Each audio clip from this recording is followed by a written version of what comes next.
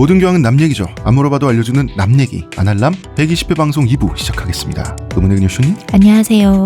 문화평론가 이동규 대표님. 안녕하십니까. 안녕하세요. 저는 작가 홍대선입니다. 지난 시간에 영국 국교회가 탄생했다라고 하는데 영국 국교회가 탄생한 과정이 사상적이거나 이론적이지 않잖아. 그죠? 아니 근데 아니야 잠깐만. 사상적이고 이론적이죠. 나름.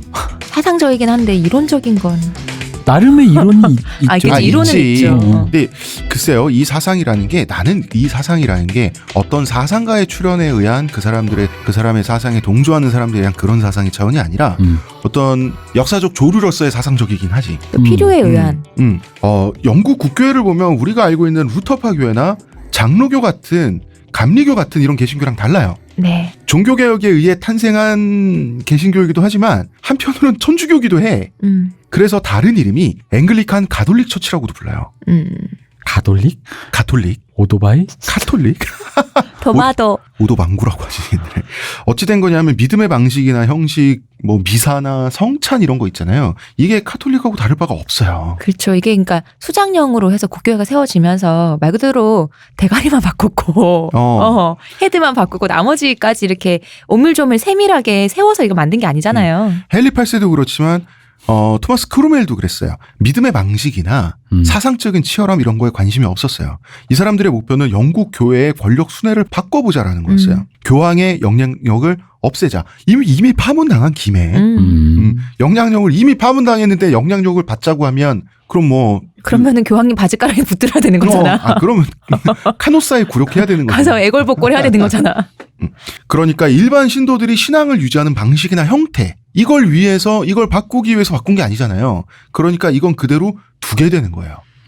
그러니까 헨리는 국왕이자 교황이 아니라 교왕이 된 거죠. 국왕 이코르 교왕이 된다. 이것이 영국 수장령이었어요. 자, 저희는 왜 이렇게 급하지 내가? 자, 저희는 광고 듣고 오겠습니다. 지금 티스템 두피 클렌저와 두피 에센스를 검색해보세요. 과학이 당신의 모발에게 주는 선물 티스템입니다. 근데 나는 왕이 자기가 돼가지고 이렇게 하면서 다른 건 안 바꿨다고 하는 것도 되게 뭐랄까 실속이 있었다. 맞아요. 뭐 그런 생각이 들어요. 뭐 그까짓 거 서로 하느님 같이 믿는 처지에 그냥 합시다. 그런 거에 크로멜은 관심도 없었고 헨리 8세는 독실한 카톨릭 교도였어요. 그리고 본인이. 하나님의 존재를 이렇게 지운 게 아니잖아요. 그럼. 하나님의 존재를 이거 없다 한 거 아니잖아. 이게 말도 많고 탈도 많았지만 결과적으로는 스무스하게 이루어진 편이라고 봐야 되거든요. 왜냐하면 유럽 대륙에서 있었던 본격적인 내전이나 유혈 사태 이런 건 없었잖아. 반란은 있었어. 그 종교개혁 시에 일어났던 여러 가지 그렇죠. 사건들이 없었죠. 뭐 30년 종교전쟁 이런 게 없었잖아. 많은 백성들이 수장령을 지지했어요. 자, 백성의 입장에서는 왜 그랬냐면 그동안 수도원의 수탈과 착취가 만연했다고. 근데 봐봐요. 교황은 굉장히 멀리 있는 존재야. 그냥 막연한 대상이에요. 내가 지금 교황님이란 사람을 위해서 내가 지금 피땀 흘려서 생산한 농작물을 바쳐야 한다는 게 이게 사실 농노들의 입장에서 엄해요. 근데 뭐 수도원 땅 빌어 먹으려면 그래야 되니까. 그치. 그리고 교황한테도 세금을 바쳐야 된다라고 하는 거는 사실은 이중과세잖아. 그럼 이때 이렇게 수장령으로 인해서 국교회로 바뀌고 난 후에는 2번 세금을 안 내요? 나중에는 액수의 변화가 있는 게 아니라 그게 일원화됐다는 것만 차이가 있어. 그쵸. 근데 이때는 미래를 모르잖아. 그러니까 일단 지지를 했다고. 그리고 성경을 읽어본 거야. 영어 성경이 들어와가지고 읽어봤어요. 내가 문맹이어도 상관없어. 마을 사람 중에 문맹이 아닌 사람이 한 명만 있으면 돼. 그치, 읽어주면 되니까. 근데 그 전까지는 카톨릭 신부들이 성당에 가가지고 하나님 말씀은 말이에요. 나만 아는 건데. 라틴어로 돼 있잖아요. 그리고. 이렇다는 거예요. 그 라틴어로 미사 드리면 뭔가 굉장히 있어 보이고 엄청나게 어려운 수학 공식 같은 주문처럼 들리지만 정말 신의 말씀 같잖아요. 영어로 번역된 걸 누가 읽는 거를 들어보니까 그냥 재밌는 옛날 얘기예요. 무서운 얘기죠. 무엄하다. 조금. 적어도 이게 어려운 얘기는 아니잖아. 그러니까 수도원 사제들 신부님들이 말에 턱뻥이었잖아. 이런 반감도 있었단 심지어 말이야. 없는 얘기도 했으니까 그때. 없는 얘기 많이 했죠. 왕의 정치적 입장이란 건 이거죠. 한 국가의 사법권이 2개다? 이 사법권이란 건 뭐냐면요. 동네에 우리나라는 옛날에 조선시대에 변사또 같은 사또가 앉아서 이실촉고 해라. 내 죄를 내가 알렸다라고 하는 포도청이 있잖아. 관아가 있단 말이에요. 이 역할을 수도원들이 했다고. 성당이 했다고. 야, 쟤 멍석말이 해. 화형. 뭐 이런 거 동네에서 수도원들이 했단 말이야. 사법 시스템이 2개인 거나 마찬가지야. 이거는 헨리의 입장에서 이왕 파문당한 거 생각해보니까 요거 일어나 하면 좋겠지. 다 네임이면 좋죠. 그리고 사제들의 조세를 징수해가지고 수탈을 해가지고 그게 바티칸에 얼마가 가든 가만히 헨리 8세가 생각해보니까 이거 국부 유출이야. 그리고 한 나라에 지금 울지 추기경을 겪어보니까 대주교 정도 되면 이제 왕도 함부로 못하거든. 추기경 대주교 정도 되면은 추기경은 왕급이에요. 왕이 뭐 함부로 할 수는 있는데 어쨌든 뒤가 캥겨. 이 사람의 진짜 원칙상 보스는 교황이란 말이야. 교황은 어쨌든 나보다 높잖아. 이게 뭐가 되냐면 우리나라 영국인이 영국에서 나고 자란 사람이 추기경까지 오르면 경사죠. 우리나라도 뭐 추기경 한 명 더 탄생했을 때 국가적 경사였잖아. 네. 이건 어느 나라나 추기경을 배출하면 그때부터는 경사야. 왕이 한 명 나온 거거든. 근데 있잖아. 이 사람이 나한테 충성할지 교황한테 충성할지 어떻게 알아? 이 사람이 교황 편을 두는 순간 바티칸은 우리나라의 내정 간섭을 할 수가 있어요. 이것도 빌미가 된단 말이야. 그리고 여러 가지 국제적인 첨예한 정세에서도 많이 감나라 배나라 했잖아요. 감내나라 배나나라 할 수도 있고 그다음에 지금처럼 교황청이 스페인의 군사력에 억눌려 있는 상태에서는 교황청을 틀어주고 있는 스페인은 외교적으로 굉장히 많은 카드가 있어요. 그렇죠. 결국은 권력 구조와 사법 구조, 경제 구조, 조세 체계까지 하나의 중앙 정계로 통일하는 문제가 된 거예요. 영국에서 나는 것은 영국의 왕에게로. 그렇지. 그러니까 자 헨리는 날라리고 자기중심적인 사람이죠. 네. 근데 이 사람의 욕망은 진보를 불러왔고 토마스 모어는 청렴한 사람이고 사명감을 가진 사람인데 청렴한 사람의 사명감이 역사적으로 봤을 때 반동이었다. 이거 굉장히 흥미로운 사실이라는 거지. 그러니까 본인이 지키는 토마스 모어가 자기 마음속 이상 속에 있는 그 종교관을 지키고자 하면 딱히 반동은 아니죠. 토마스 모어가 하고 싶은 거가 대부분 교황이라는 자마저도 악용을 해서 누군가 이권과 추구에 이용되니까 문제인 거고 전 이 장면이 재밌는 게 수장령을 통해서 이제 성공회가 탄생하는 배경이 묘하게 브렉시트 과정과 닮지 않았어요?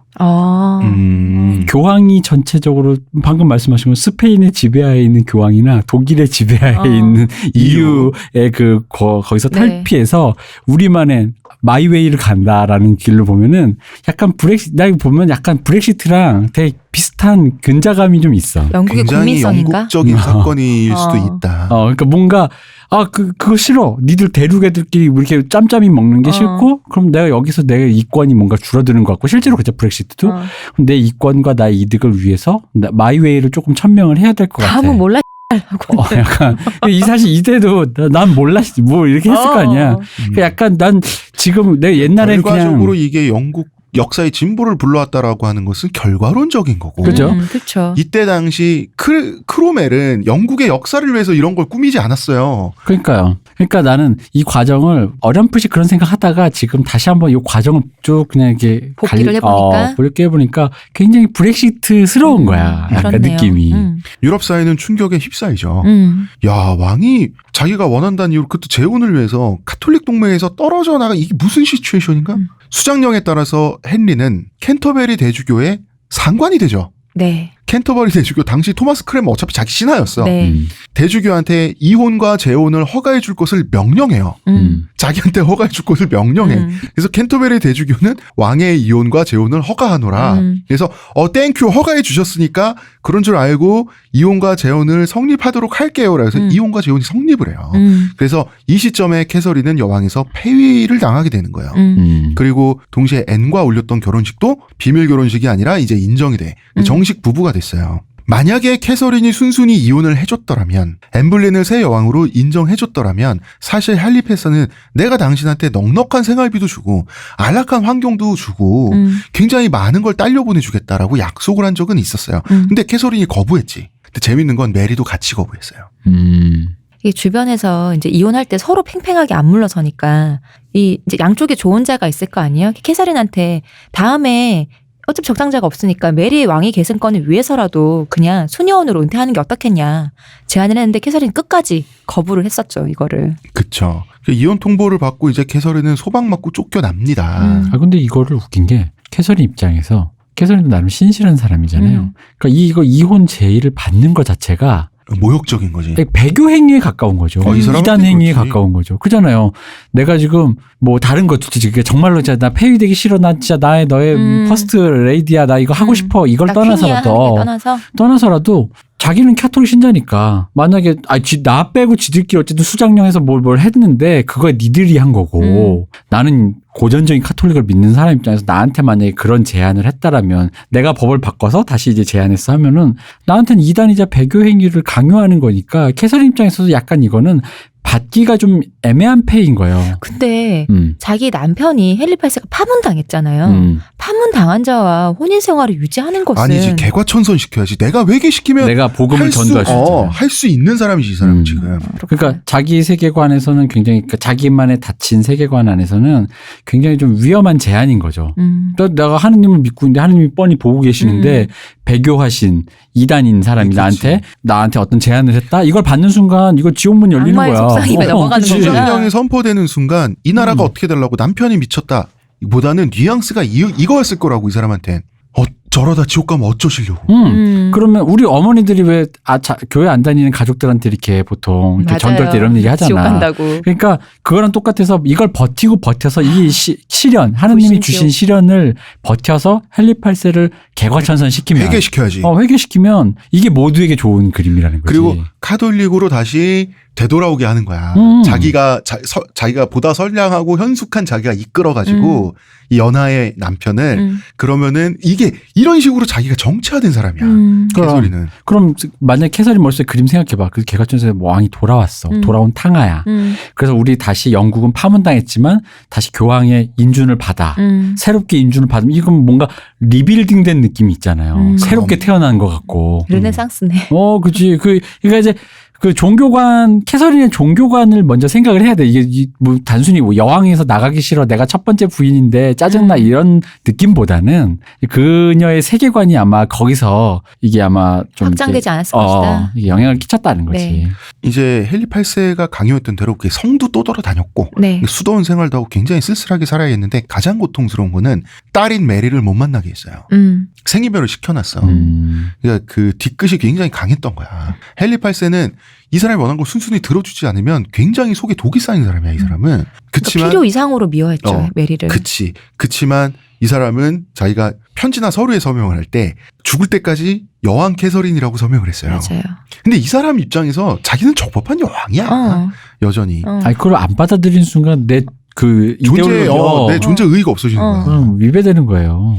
소방 많은 지 한 2년 6개월 정도 됐을 때 한겨울이었어요. 이때가 캐서린이 시름시름 앓다가 사망을 하는데 이때가 향년 51세였어요. 이 시신을 부검을 했는데 당시에 뭐냐면 이게 특별한 어떤 뭐 기침을 한다는 거 고열에 시달린 이런 거 없이 죽었기 때문에 부검을 했는데 의사가 캐서린의 심장에 시커먼 종양이 있다고 보고가 됐어요. 현대는 이게 분명히 암이었을 거다라고 하죠. 네. 스트레스로 인한. 근데 당시에는 헨리의 배신으로 심장이 썩어 문드러져서 돌아가셨다며 이 백성들 말이에요. 아니면 엠블린 고년이 독살을 했디야. 이런 식의 말이 영국에서 퍼졌죠. 엠블린이 독살할 거라는 얘기는 끊임없이 있었으니까. 근데 독살한다고 심장이 검은 종양이 생기진 않잖아요. 그러니까 심장에 암이 생긴다는 건 제가 알기로도 의사들에게도 굉장히 드문 케이스라는 걸로 알고 있는데 근데 이제 심장 근처에 이게 있다는 건 굉장히 네. 마치 진짜 막 화병이에요. 진짜 화병이죠 이거는. 근데 유언으로 조카인 스페인의 까를로스 왕자한테 메리를 잘 부탁한다는 말을 남겼어요. 근데 이게 사실 캐서린의 한계를 보여줘요. 내 편 다 착한 편이고 세상이 다 아름답고 그다음에 메리가 영국의 여왕이 돼가지고 나라를 잘 통치하고 이 모든 게 좋은 거고 이대로만 되면 되고 원래 있던 카톨릭도 좋은 거고 내 종교는 신실하고. 자, 이거 생각해 보세요. 이 편지를 갖고 있잖아 스페인 입장에서. 영국에 나중에 내정 간섭할 핑계가 돼요. 근데 또 캐서린 국제적으로. 입장에서. 근데 캐서린 입장은 나도 알겠어. 캐서린 입장은 알겠는데 이 사람의 세계관 자체가 뭐 한심하다는 게 아니라 이 사람의 세계관 자체가 굉장히 도덕적으로 이루어져 있어요. 지금 영국 내에서 사실 뒷배를 봐줄 사람이 아무도 없잖아요. 자기 남편조차 자기 딸을 싫어하니까. 그렇다면 믿을 만한 사람은 힘도 있고 믿을 만한 사람은 스페인의 국왕 아니겠어요? 그렇긴 하지. 그러나 순진한 거지. 그렇긴 하나 이 편지의 존재를 만약에 헨리 8세가 안다.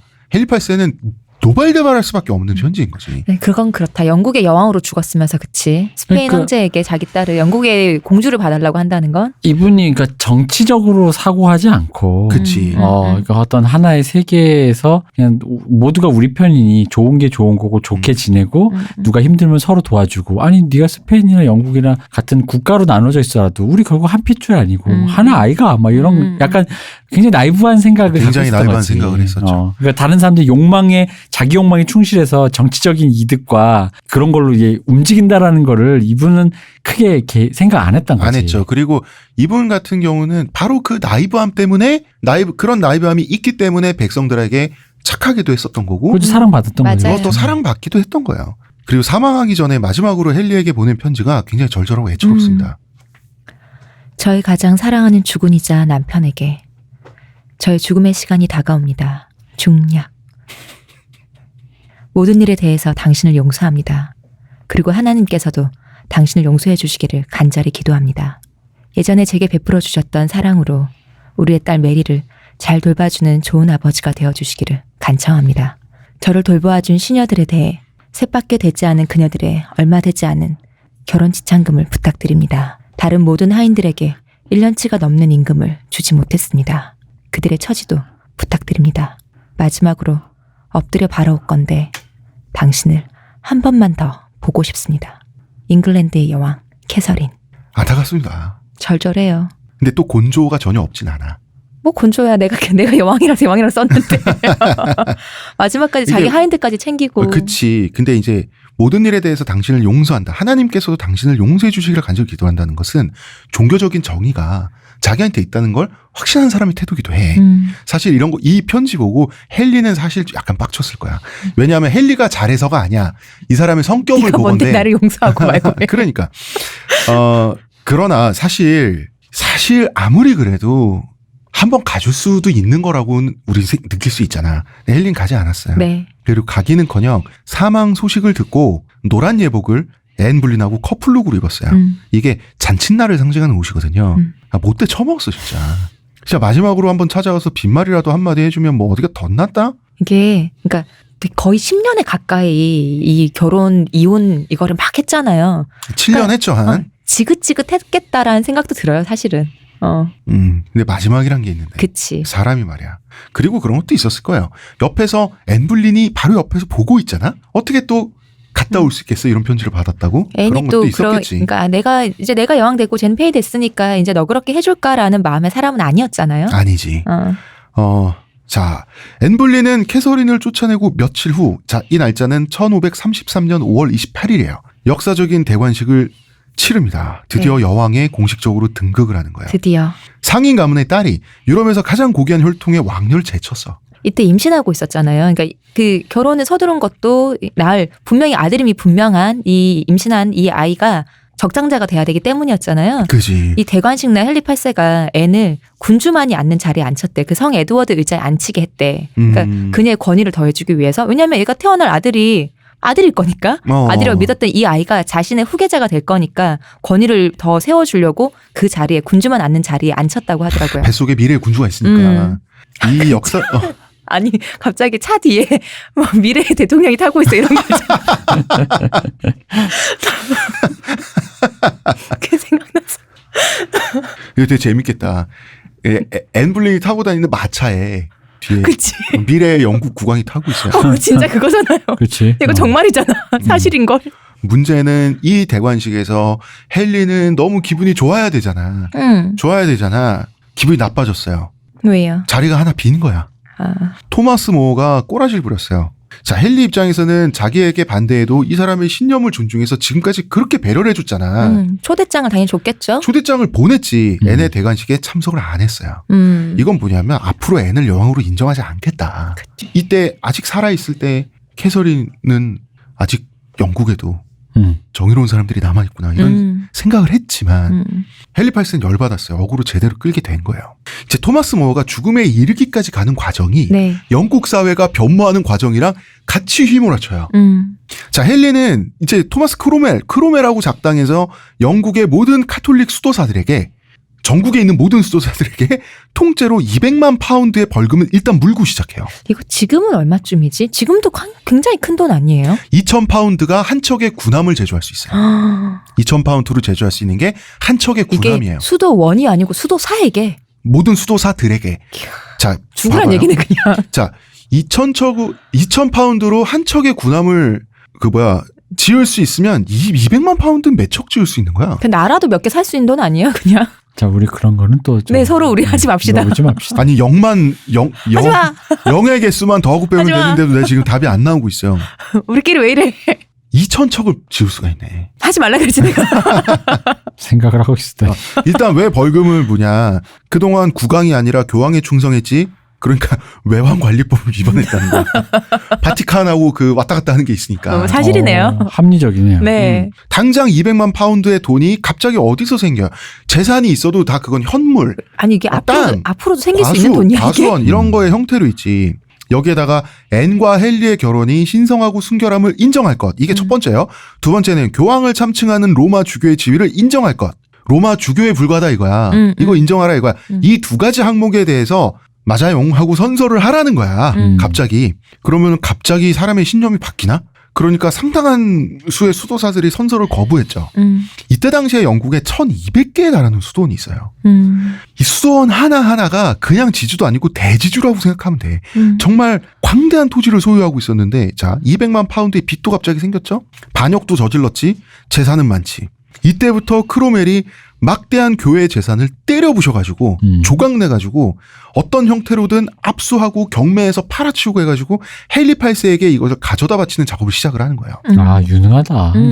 당시의 경매 풍경이 어땠냐면 교회에서 소중하게 수백 년 동안 간직해오던 고문서 있죠. 네. 이 고문서가 장마당에 이실링 이렇게. 아니 벽지나 포장지로 굴러다녔대요. 왜냐면 다 압수해서 압수한 물건을 전체를 수도원을 압수해서 어떻게 해요? 파괴하는 식으로 이걸 다 모든 게 조각내서 경매에 붙여버린 거야. 봐봐. 만약에 이 짓을 한 사람이 토머스 모어도 아니야. 토머스 크랜머 정도만 돼도 그 사람은 그 대주주니까 대주교니까. 크랜머 정도만 돼도 이딴 짓은 안 하지. 그런데 크로멜은 그 안에 고문서 안에 뭐 대단한 내용이 그 책이잖아. 크로멜 그런 사람인 거예요. 왠지 이 후대에 고문서 이런 거 하시는 분들에게 부들부들하는 소리다 진짜. 우리 옛날에 그 훈민정음 해례본 찾은 거 있잖아요. 네. 하나 찾았을 때 그게 그 수집하는 학자분이 어느 고물상 뭐 이런 데인가 아니면 그냥 그런 시골에서 많이 이걸 찾았다고 하잖아요. 그러니까 어느 시골에 갔는데 뭐 우리 헛간에 있는 한번 보시라고 책을 툭 던졌는데 너무 오래된 책이니까 바스러지잖아요. 그래갖고 저 부서지면 어떡하지 봤더니 그게 해례본이더라는 거야. 그런 식으로 해례본을 하나 찾았었대. 그러니까 지금 그런 느낌이잖아. 이거를 철저하게 파괴했어요. 지방에 벽에다가 맞아 벽지로 발라놓고 진짜로 그런 것도 있었잖아요. 아니 진짜 이때 고문서에 찢어진 낱장들이 벽지로 팔려나갔어요. 세상에. 그렇게 생겨난 엄청난 수입들 있죠. 이런 것들이 헨리 8세 국고로왔고 그 다음에 크랜머가 정말 기가 막힌 사람인 게 뭐냐면 그러면 졸부들, 신흥 계층들 이런 사람들이 굉장히 헐값의 수도원의 재산을 그쵸. 처리할 때 헐값의 경매를 통해서 사서 지주가 되고 부자가 되죠. 이 사람들은 헨리 8세를 지지할 수밖에 없어요. 그렇네요. 이미 이익 공동체가 되는 거야. 그런 식으로 권력을 떠받들게 되는 거예요. 이때 정말로 토머스 크로멜이 원하던 일이 벌어졌어요. 토머스 모어가 선서를 거부한 거야. 크로멜 휘어를 입어요. 왜냐하면 자기는 왕한테 돼지 새끼 취급받잖아. 근데 왕이 존경하는 사람이야. 이 사람을 자기가 잡아 죽일 기회를 놓칠 사람이 아니잖아요. 크로멜이 모어를 신문했어요. 그런데 토마스 모어는 묵비권을 행사하지. 왜냐하면 입에서 나온 증거가 없으면 왕이 자기를 죽일 명분이 없잖아. 그렇지. 묵비권을 행사하면 죄를 되잖아. 씌울 수가 없으니까. 크로멜은 그럼 다른 사람한테 들으면 되지? 다른 사람을 체포해서 고문했어요. 주변의 지인들을. 생각하니까 크로멜 봐봐. 고문하면 돼. 고문에서 짜내지 못할 말은 없어. 모어도 사인을 처음에 하려고 했었대요. 그러니까 엠블린이 여왕이라는 것까지는 오케이를 했는데 본인의 신념을 바꾸라고 하니까 교황은 그건 안 되겠는 거죠. 아니라고 한 그거에서 사인을 못했다고 하더라고. 그래서 토마스 모어는 끌려갑니다. 네. 왜냐하면 왕을 모독했다는 증언이 나왔어. 끌려가서 이제 재판은 엄청난 갈굼 대잔치였어요. 크로멜, 그 다음에 불린 가문, 토머스 불린, 조지 불린, 앤의 남동생이죠. 그 다음에 앤의 외삼촌까지 이 사람을 둘러싸고 집중포화를 했어. 이거 사람이 몇 방 며칠 당하면 다 멘탈 붕괴 오잖아. 이 사람도 멘붕이 와가지고 N을 시온이 말씀하신 것처럼 합법적 왕비를 인정은 했지. 근데 교황권에 대해서 왕보를 안 하니까 결국은 반역죄가 걸려요. 이제는 교황권을 부정하지 않으면 영국 왕에 대한 반역이 되는 거예요. 그렇죠. 이 어떤 형벌의 판결을 받냐면 교수 척장 분지형이란 판결 받아요. 교수 척장 분지형 뭐냐면 교수 머리는 자른다. 척장 배를 갈라서 내장은 다 뽑는다. 빼낸다. 창자를 빼내서 그 창자를 가지고 노는 광대들도 같이 올라가게 돼 있어 무대에. 줄넘기 하고 뭐 이런 거예요. 그 다음에 분지는 팔다리 다 자른다. 네. 교수 척장 분지형을 받는데 헨리 8세가 아무리 그래도 나에게 든든함을 안겨줬던 좋은 형이었단 말이야. 이것까지는 아니다. 그렇게 그래서 죽일 수는 교수 없다. 척장 분지형까지는 아니다. 내가 근데 기분은 완전 틀어져서 근데 안 죽일 수는 없는 거죠. 안 죽일 수는 없게 된 거야 지금 본인 입장에서도. 그래서 깔끔하게 참수형으로 가자.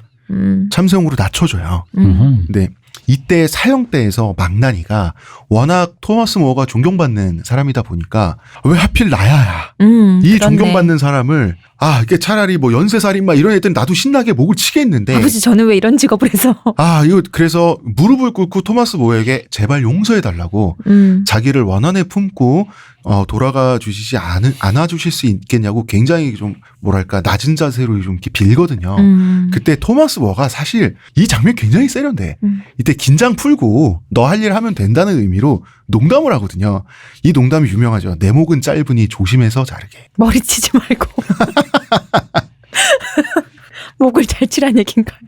유언이 있어요. 나는 주군에 충실한 신하로서 죽지만 그 전에 무엇보다 하나님의 신실한 종으로서 죽는다. 그거 진짜죠. 정말 말 그대로죠. 말 그대로죠. 자, 죽었습니다. 자, 원 토마스 없어졌어요. 예. 많은 토마스 중에 하나가 이제 없어졌다. 이로써 엠블리는 또 다른 정적을 해치웠어요. 네. 그리고 결과적으로 불린 가문과 이 친인척이 영국 정계를 장악을 하게 되는 거죠. 네. 불린 가문은 최초의 목표를 이뤘어요. 그 목표는 뭡니까? 메리 불린이든 엠블린이든 결국 궁중에 보내서 왕의 마음을 사로잡게 해서 지금의 영국 최고의 가문이 되겠다. 그렇지. 득세하는 데 성공한 거야.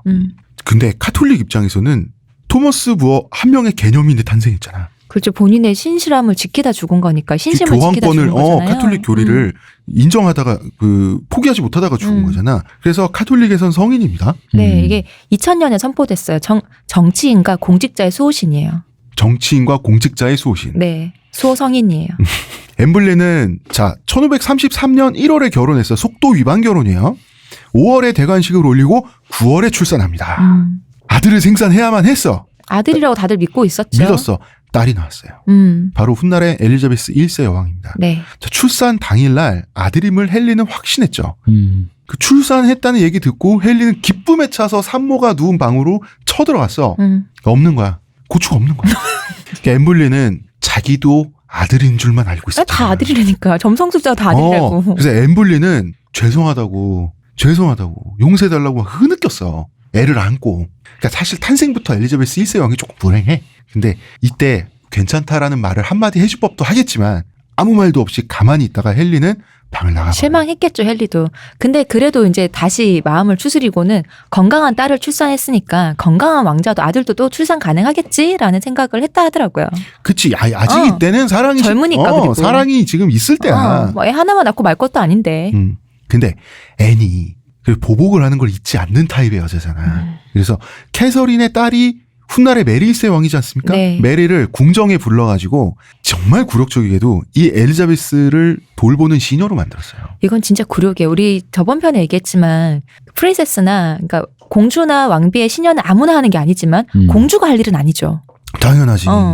근데 난 진짜 신기해. 뭐가요? 아니 그냥 내 딸이라고 생각하면 어쨌든 그냥 어떤 의미로든 원한을 갖거나 굉장히 불쾌한 마음, 적대적인 마음을 가질 게 분명한 사람을 가까이에 둔다는 것 자체가 그게 복수라고 쳐도 오히려 별로라는 거지. 친구는 가까이, 적은 더 가까이. 그러니까 가까이면 이제 그러니까 무슨 팔다리를 잘라가지고 저기 뭐 이렇게 있으면 모르겠는데 내 딸을 시중을 드는 시녀라는 거는 그 지근거려서 얘가 무슨 짓을 할지 어떻게 하고 그러니까 그 가까이 둔다라는 게 마치 어린애 옆에다 칼 놓는 것 같은 그런 기분처럼 근데 보인다는 이제 거지. 메리 한 명만 있진 않고. 그렇지. 시녀가 하나는 워낙 아니니까. 많으니까.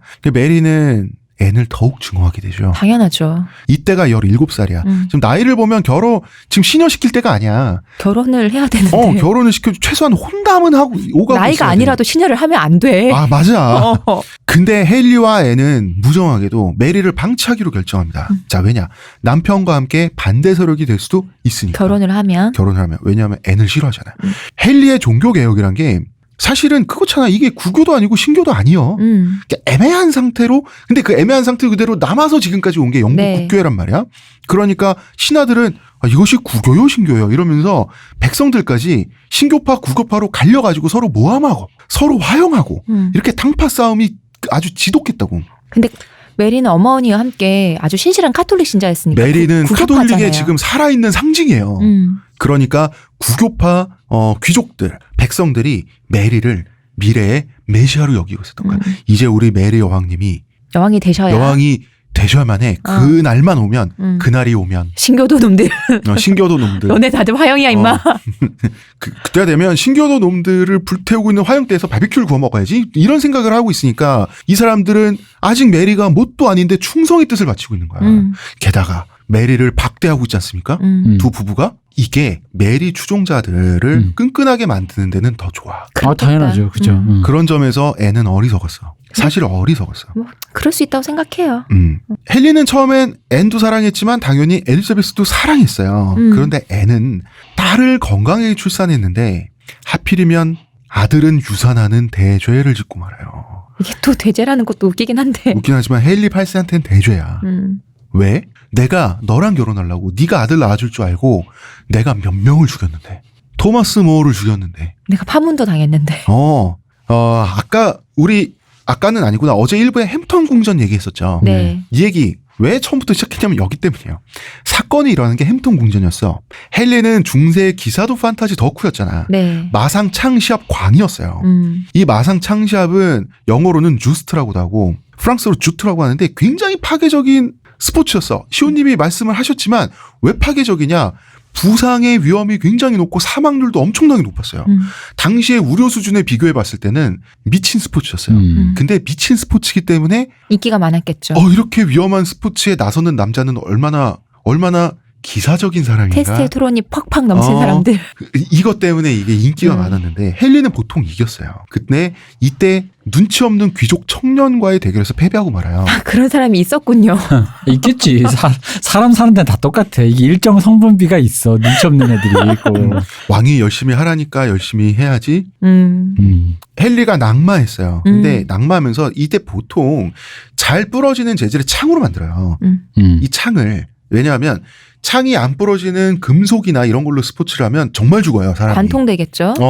나무로 만들어야 나무가 팡 부러져. 나무가 팡 부러지면서 부러진 쪽이 이기는 거예요. 명중했다는 뜻이죠. 철갑을 튕겨 나가면서 부러지겠죠.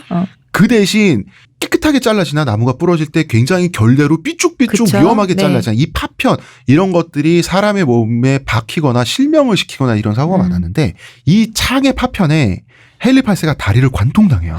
그리고 낙마를 한 상태에서 갑옷 무게까지 이 말의 무게가 지금 600kg이 넘는데 이 말이 헨리 8세를 밟고 지나가 버려요. 그리고 헨리 8세는 기절을 하는데 2시간 동안 의식 불명이 왔다 그러거든요. 정말 중상 중에 중상이었는데 근데 먼저 이 해당 귀족 청년 얘기 네. 먼저 말하면 나중에 적당한 죄로 나중에 처형당하는 걸로 알고. 아니 거기서 직참 안 당한 게 어디야. 네. 스포츠인데 직참을 할 수는 없지. 모든 건 나중입니다. 그렇구나. 이때 경기를 완전하던 앤 불린이 충격으로 실신했어요. 네. 이때가 앤 불린이 임신 4개월이었어요. 그리고 시름시름 앓다가 하필이면 아라곤의 캐서린의 장례식이 열리는 날 아이를 유산합니다. 아이를 유산했는데 헨리 8세는 그걸 굳이 확인하고 싶었어요. 유산한 아이는 아들이냐 딸이냐. 유산한 아이가 남자예요. 이때부터 앤 불린과 사이가 멀어지기 시작한 거예요. 청년은 참. 이 청년은 참 눈치 없고 이렇게. 이 눈치 없는 애가 또 얼마나 큰 파란을 일으켰는지 영국에. 그러니까. 사고 이후에 헨리는 어떻게 됐냐면 이 환부에 살이 괴사했어.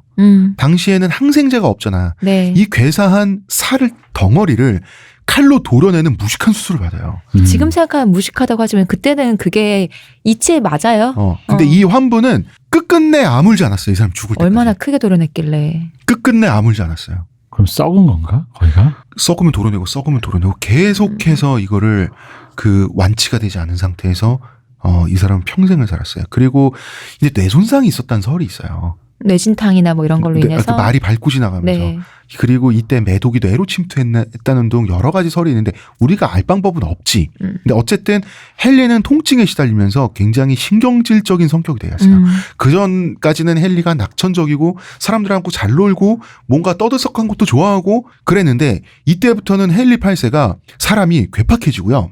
화를 낼 때 돌발적으로 화를 내요. 잘 못 움직이니까 더 그렇겠죠. 그렇게 막 스포츠 좋아하던 사람이. 지금 좋아하던 사냥도 못해 운동도 못해 그러니까 스트레스를 풀기 위해 폭식을 한단 말이야. 폭식을 하고 살이 찌니까 더 스트레스 받아. 내 외모 어디 간 거야. 더 잘 못 움직이고 하니까. 그러면 더 잘 먹으니까 더 살찌고 그럼 더 먹는 악순환이 있었는데요. 헨리가 허리가 56인치까지 갔대. 지금 남아있는 세상에. 왜냐하면 갑옷 이건 정확하게 알 수 있어. 갑옷 맞아, 사이즈를 보면 남아있으니까. 갑옷이 남아있으니까. 헨리가 그래서 몇 킬로가 넘었는지 이거 보면은 헨리가 180kg가 넘었대.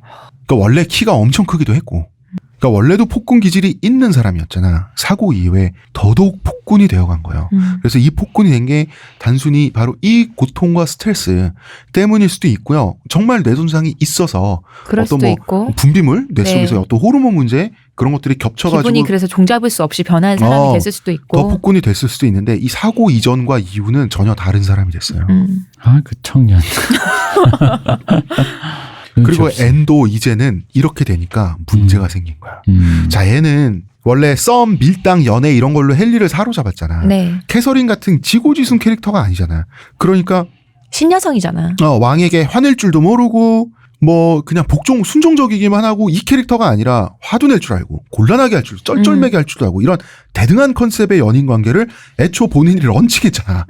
본인도 그런 사람이었으니까 그랬겠죠. 근데 이제 와서 이미 다른 캐릭터로 스스로를 바꿀 수는 없어. 그 헨리와의 다툼이 잦아졌는데 갑자기 순종적이 될 수가 있나? 그러니까 부부싸움 계속하게 되는 거예요. 아, 상담을 받아야 되는데.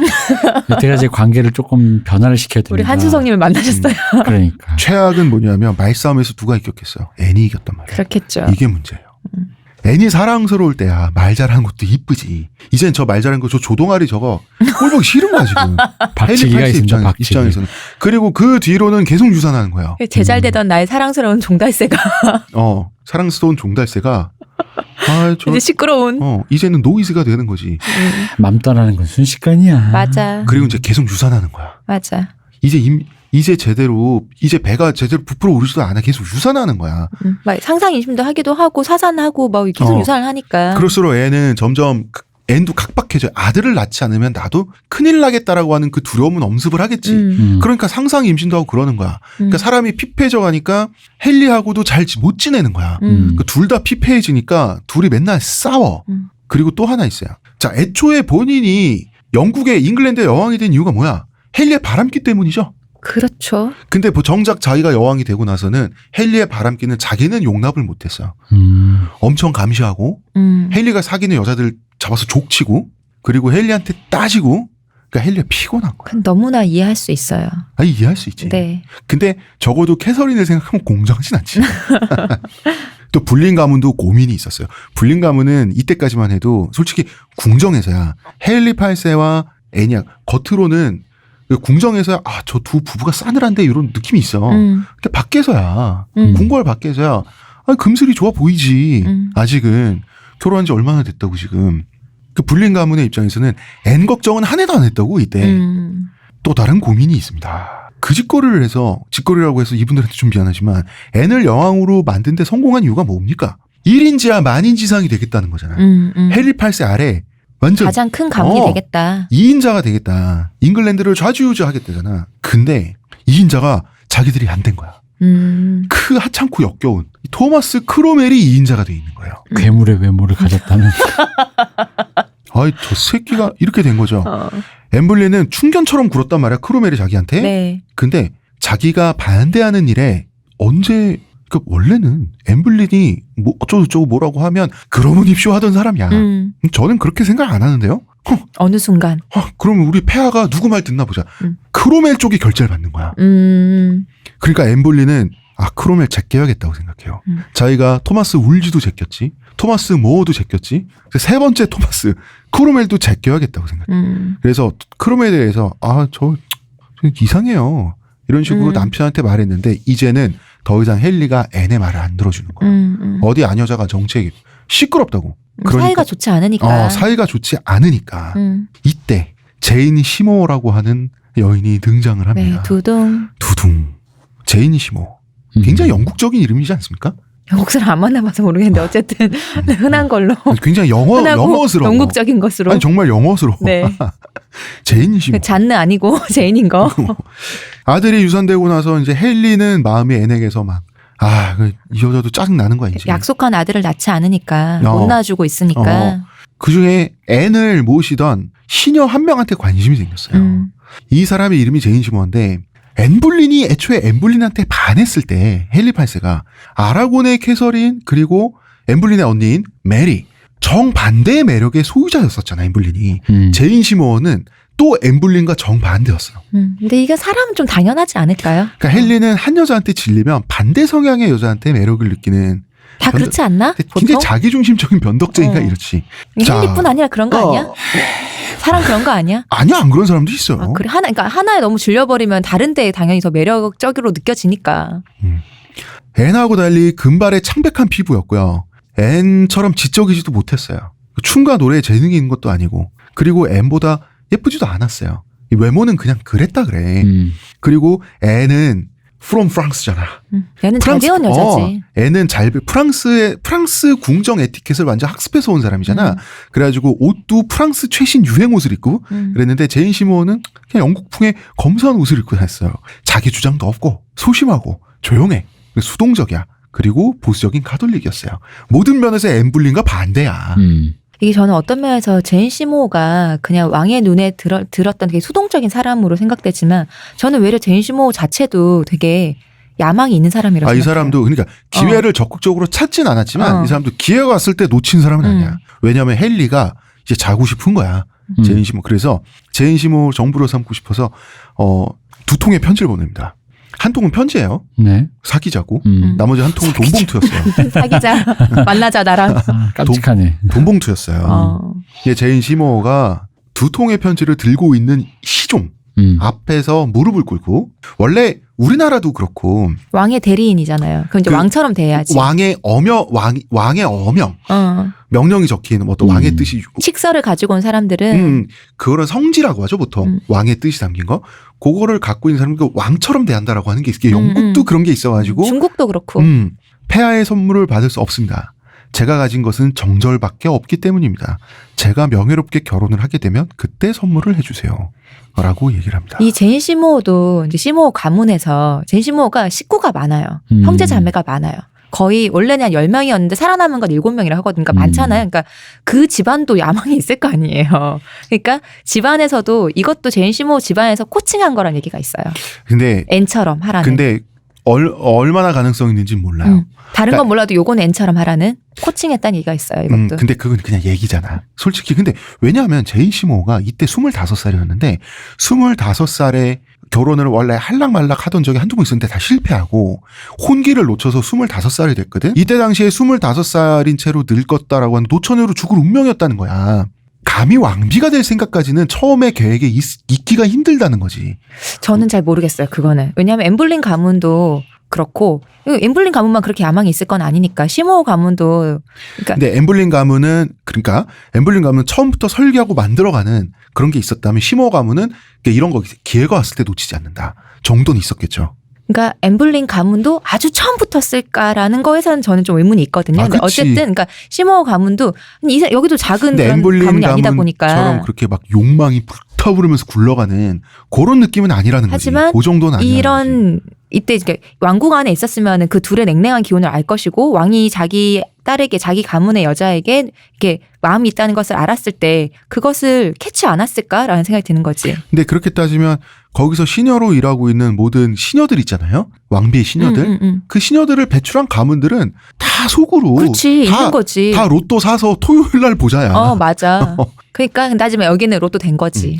자, 폐하의 선물을 받을 수 없는데 결혼하게 되면 선물해달라. 이거는 굉장히 노골적으로 결혼해야 자기를 가질 수 있다는 그렇죠? 거잖아. 도박인데 자 앤 볼린이 이걸로 처음에 한번 성공했잖아. 근데 이거는 도박이에요. 이 사람이 한 번 속지 두 번 속나 이렇게 나올지 그래 2번까지 오케이라고 할지는 몰라. 근데 헨리는 이번에도 똑같은 수법이지만 넘어가 줘요. 넘어갔어요. 크로멜은 옆에서 이런 걸 다 관찰하죠. 제인 시모가 목숨을 건 도박에 성공한 그래서 왕이 이 여자한테 반했어. 왕이 제인 시모에 대한 열정을 불태우는 모습을 보니까 따라서 토머스 크로멜도 도박을 감행합니다. 자, 이렇게 현실적인 야망충의 타입 중에 하나가 인내심이 강한 반면에 한번 이빨을 드러낼 땐 장난 아니잖아.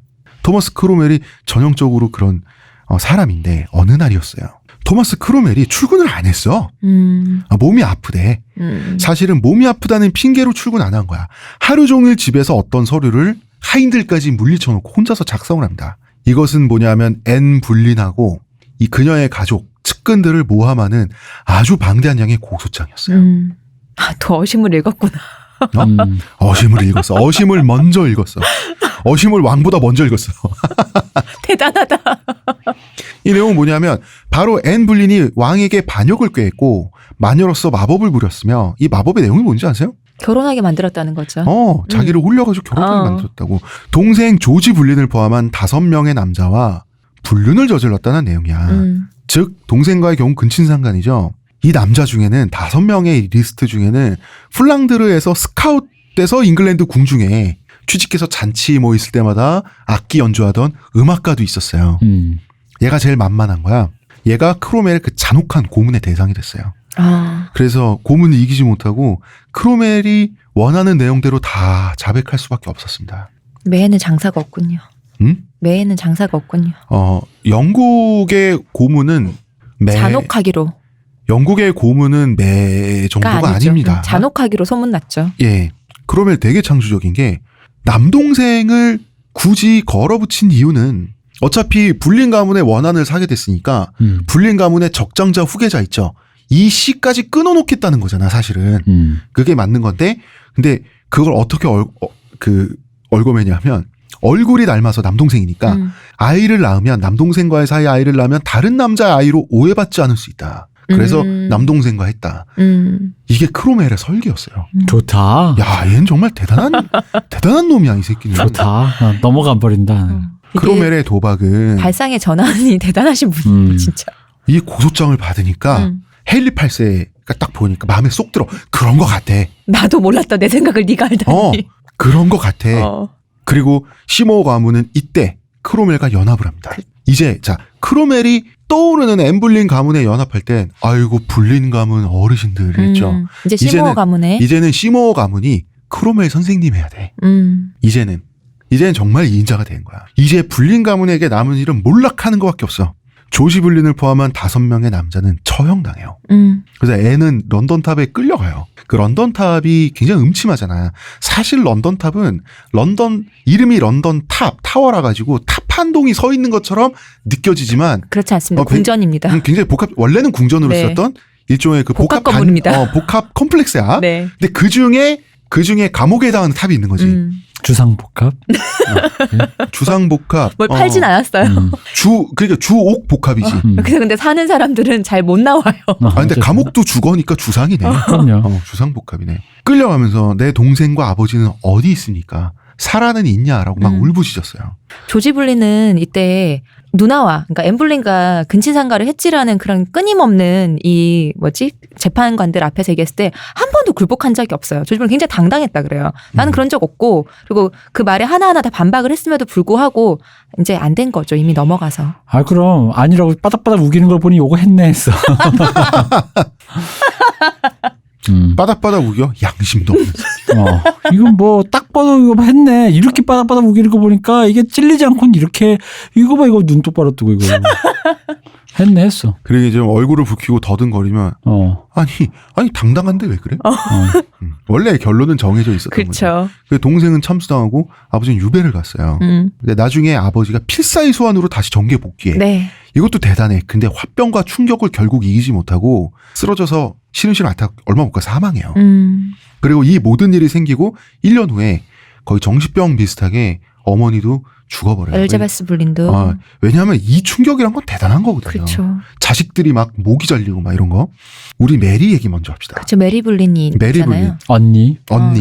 앤 블린이 여왕이 돼서 한참 미세 높게 떵떵거릴 때 있죠. 네. 이때 집안 허락도 없이 윌리엄 스태포드라고 하는 그 돈도 지위도 없어 일반 병사야.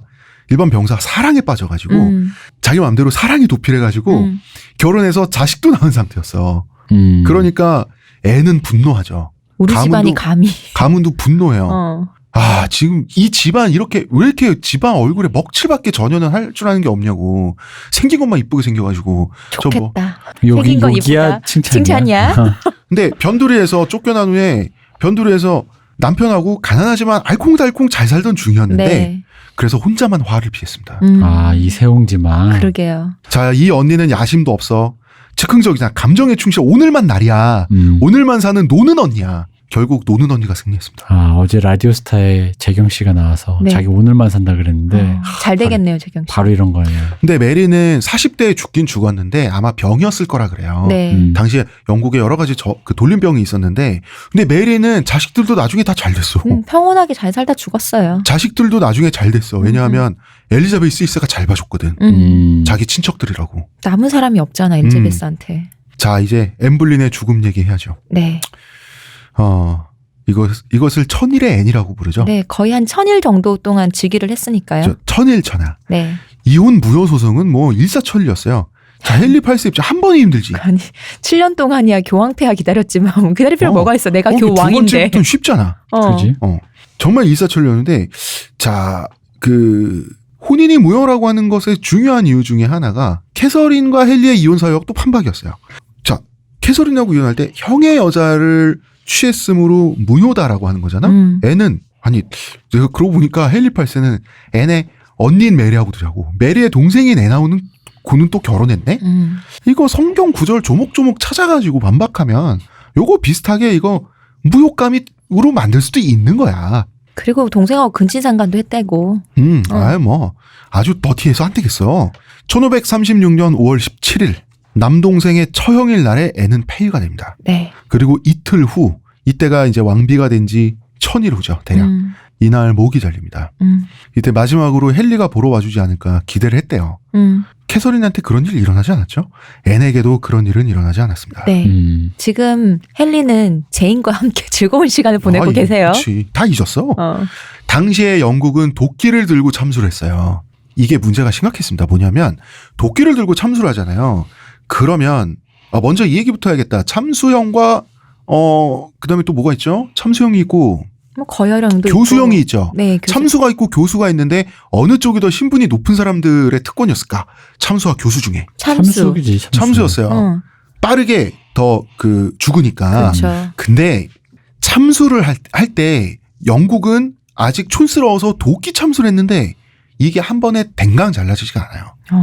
그리고 도끼가 이렇게 정교하지도 않고 참수 기술이 그렇게 영국이 세련되지도 않았어요. 발달이 안 됐구나. 그래서 영국의 도끼 망나니들은 사람을 한 번에 못 죽이고 망나니 고수가 없었구나. 어깨에 찍었다가 고급 망나니가 없었구나. 그다음에 등뼈 한번 부러뜨렸다가 그치. 사람을 한 7번 8번 뭐 이렇게 해가지고 거의 쳐 죽였다고.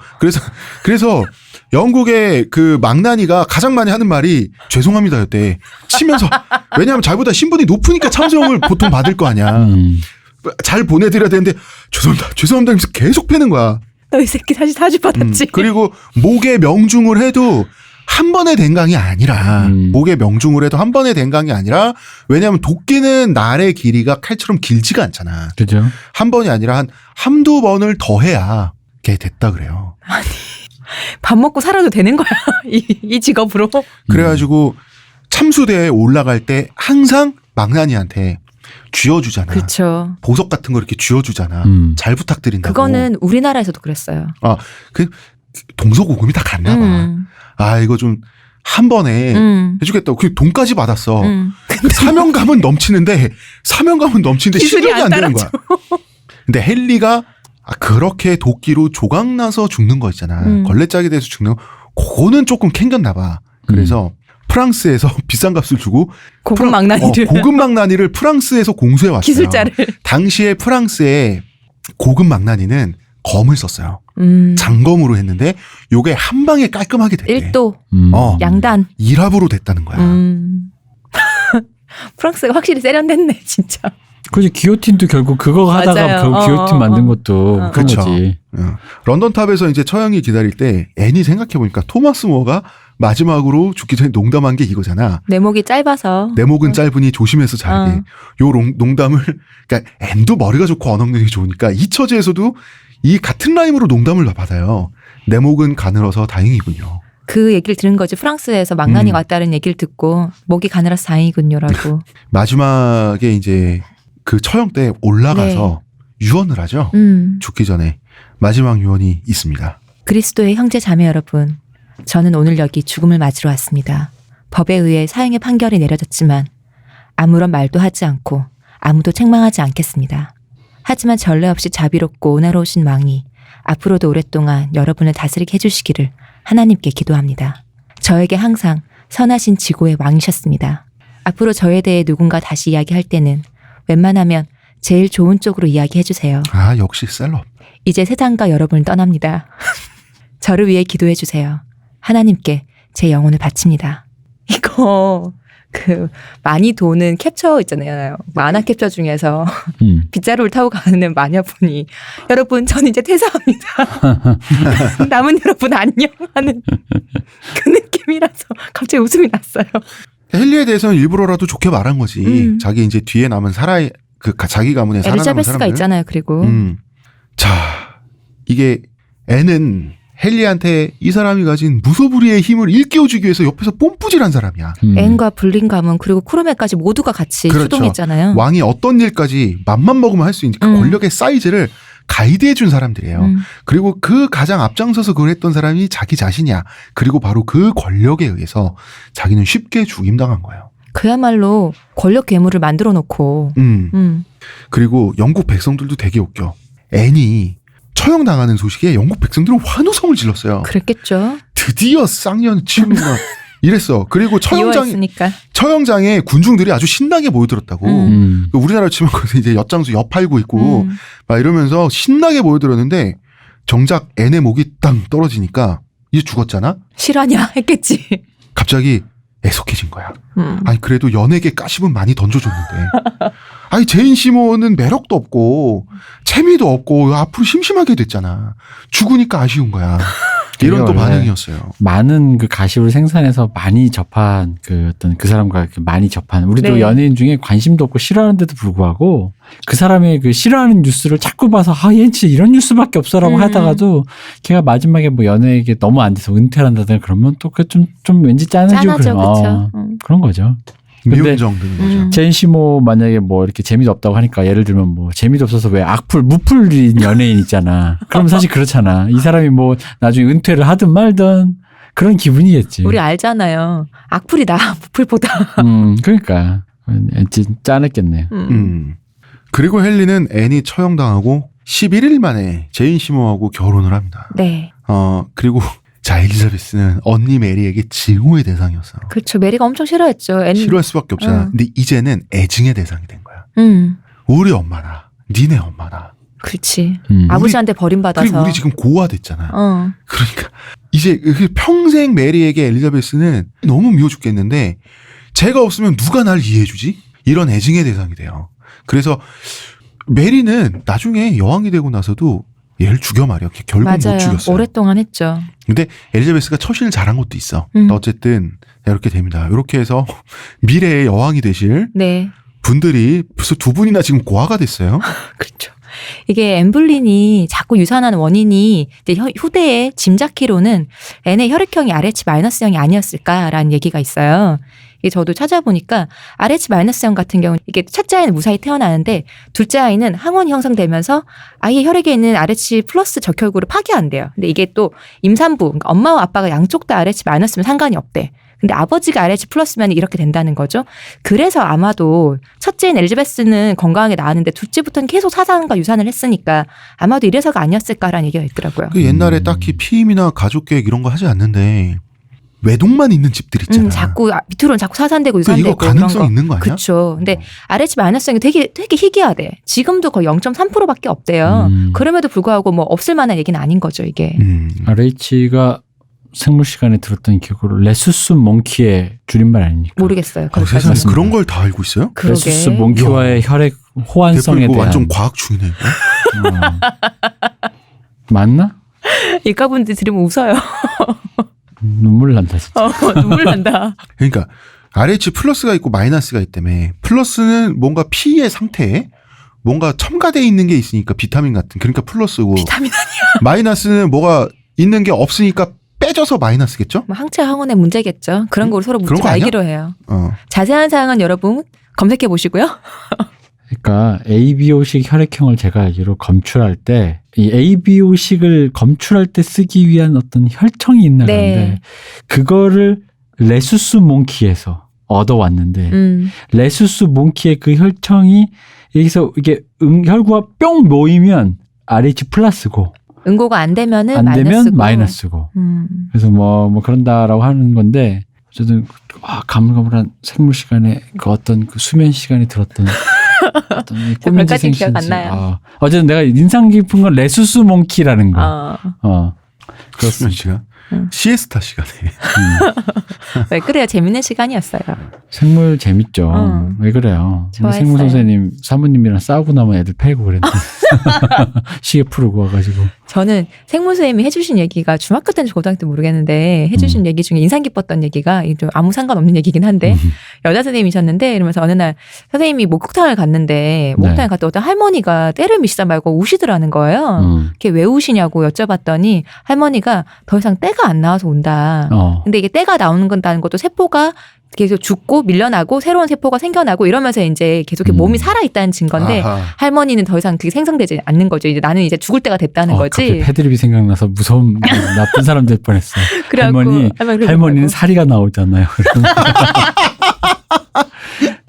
살에는 뼈에 생기는데요. 그럼 어떻게 알아 그때는. 왠지 나쁜 세럼. 못된 농담을 갑자기 또. 그랬다고 그런 얘기를 생물 선생님이 해주셨었어요. 아주 예전에. 자, 뭐 여기까지 하겠습니다. 네. 이제 두 번째 부인까지 왔네요. 이제 제인시모가 남았고 4명이 남았죠. 네, 4명이 남았습니다. 이제 다음 시간. 요걸 방금 얘기랑 연결해서 자 이제 몸에 사리가 쌓이는 엘리자베스와 메리의 그렇죠. 얘기로 다음 시간에.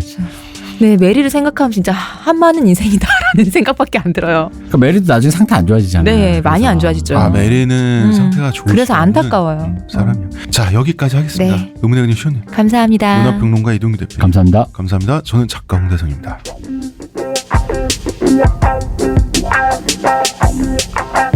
Yeah.